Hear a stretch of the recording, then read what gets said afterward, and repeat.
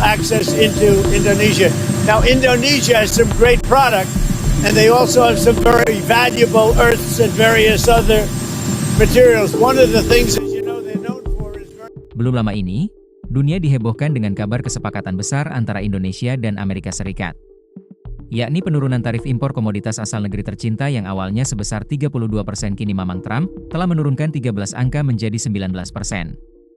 Selain itu, sebuah kesepakatan bernilai triliunan rupiah yang tentu saja menarik banyak tanda tanya. Apa sebenarnya di balik semua ini? Apakah kesepakatan ini benar-benar menguntungkan Indonesia sepenuhnya? Atau justru ada potensi celah dan risiko yang perlu kita cermati bersama? Tentu kita semua senang atas penurunan tarif ini, namun kita jangan terlena, kita harus tetap waspada. Di tengah euforia penurunan tarif pajak impor produk Indonesia ke Amerika, muncul suara-suara sumbang yang mempertanyakan, apakah kita hanya akan menjadi tempat pembuangan produk-produk Mama Rika saja? Sebuah pertanyaan tajam yang memaksa kita untuk melihat perspektif lebih dalam, dari sekadar angka fantastis. Mari kita bedah bersama potensi di balik kesepakatan ini. Transaksi triliunan rupiah yang minim detail. Pemerintah Amerika mengumumkan kesepakatan belanja senilai 32 miliar US dollar atau lebih dari 550 triliun rupiah dengan Indonesia. Angka ini memang fantastis, namun ironisnya, detail mengenai apa saja yang akan dibelanjakan dan bagaimana mekanisme pembayarannya sangat minim informasi. Muncul kekhawatiran bahwa pembelian ini bersifat semi paksaan atau jual the dead, di mana Indonesia seolah hanya menerima begitu saja tanpa rincian yang jelas. Ini berpotensi menjadi bumerang jika barang yang dibeli tidak sesuai kebutuhan nasional atau bahkan merugikan. Kompensasi ekonomi Indonesia. Indonesia menawarkan tanpa diminta bersedia menurunkan tarif untuk barang-barang Amerika. Pembelian gandum 500 juta US dollar atau setara hampir 8,5 triliun rupiah. Pembelian pesawat Boeing untuk maskapai Garuda, negosiasi 75 unit pesanan pesawat, yang entah berapa miliar dolar atau berapa triliun rupiah belum dijelaskan.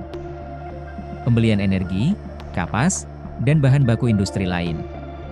Salah satu kekhawatiran terbesar yang muncul adalah potensi Indonesia menjadi limbahan dari produk-produk Amerika Serikat.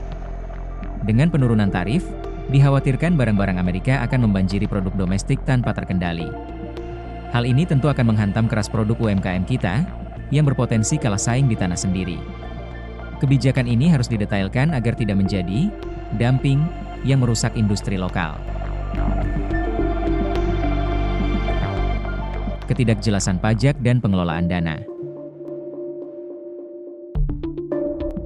Dalam kesepakatan belanja lebih dari 1,5 triliunan rupiah ini, pertanyaan mengenai pajak menjadi sangat penting.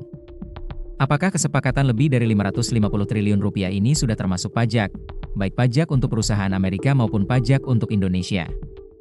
Selain itu, jika dana ini masuk, siapa yang akan memegang dan mengelolanya?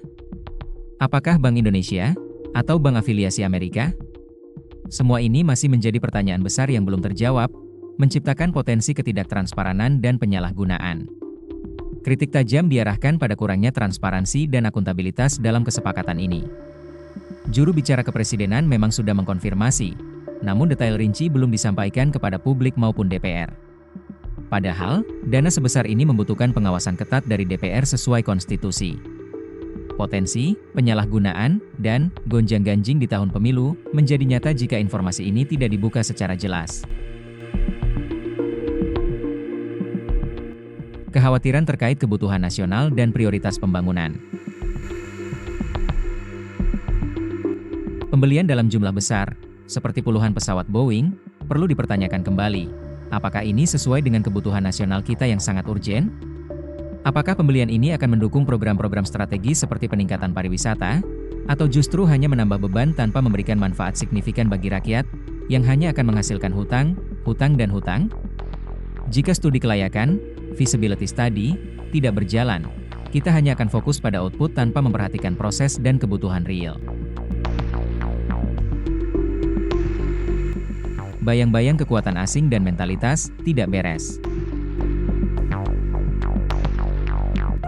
Istilah lama seperti good and reliable under Dutch administration, Garuda, yang masih dikenal di Belanda, menyiratkan mentalitas bahwa Indonesia dianggap tidak beres jika tidak dipegang oleh pihak asing.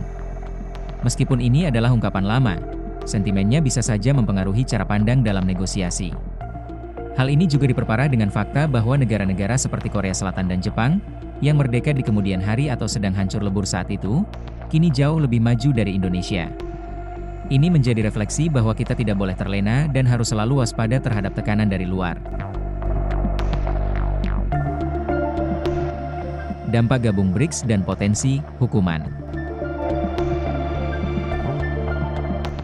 Masuknya Indonesia ke BRICS, sebuah blok ekonomi yang semakin berpengaruh, memunculkan kekhawatiran adanya faktor tekanan dari Amerika Serikat.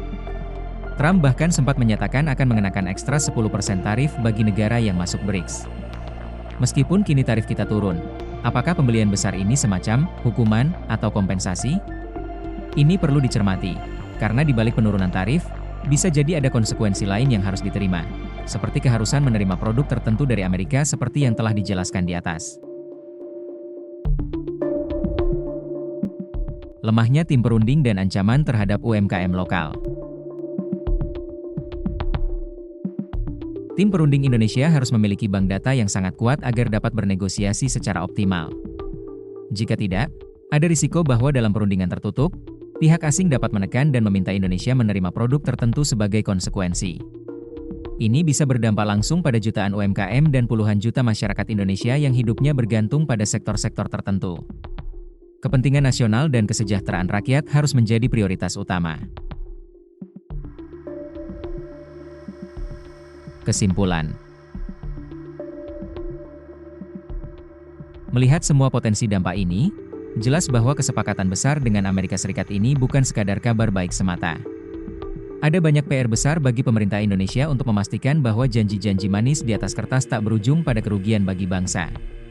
Transparansi, akuntabilitas, dan keberpihakan pada kepentingan rakyat jelata harus menjadi pegangan utama.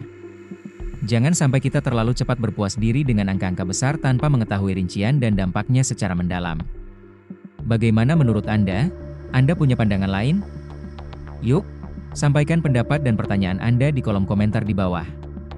Mari kita diskusikan secara sehat dan kritis demi kemajuan bangsa. Jangan lupa like video ini, share ke teman-teman Anda, dan subscribe channel kami agar tidak ketinggalan informasi penting lainnya. Sampai jumpa di video selanjutnya.